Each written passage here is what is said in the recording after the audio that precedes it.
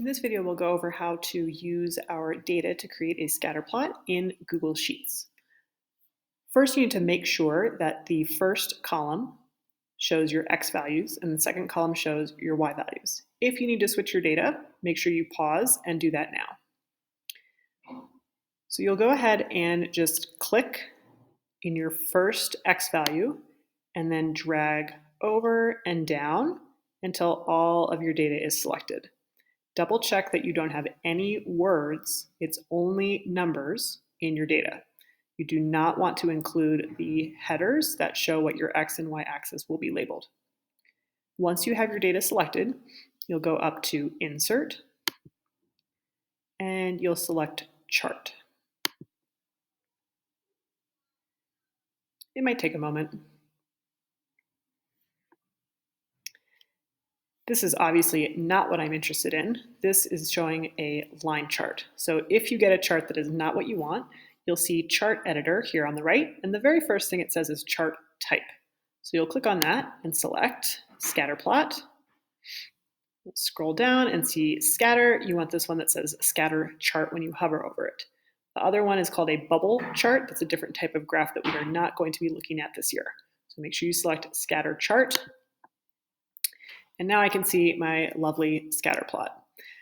If you have labeled your headers, your graph will automatically give you a title, a y-axis label, and an x-axis label.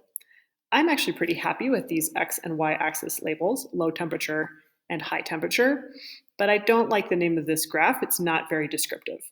So if you need to change any of your labels, you'll click on Customize. So under Customize, you'll see Chart and Axis Titles. So we'll click there. I already have Chart Title selected.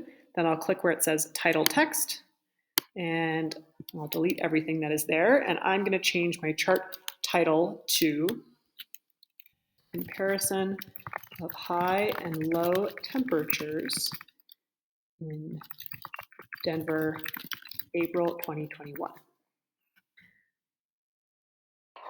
We can see there now I have a new title on my chart. I'm pretty happy with actually everything else. So I am going to go ahead and finish. So I'm going to click now and slide my chart over. So you should be able to click on your chart and then click and drag to move it off to the side so you can still see your data. If you realize, oh no, I need to edit my chart, click on your chart. You have 3 dots right here, which will allow you to edit your chart. Then I can go through, and if I need to make any changes, the setup is to change just the type of chart. You don't need to do anything else with setup. But Customize is where you'll be able to, again, change your chart title, your axis title, or your vertical and horizontal, X and Y axes.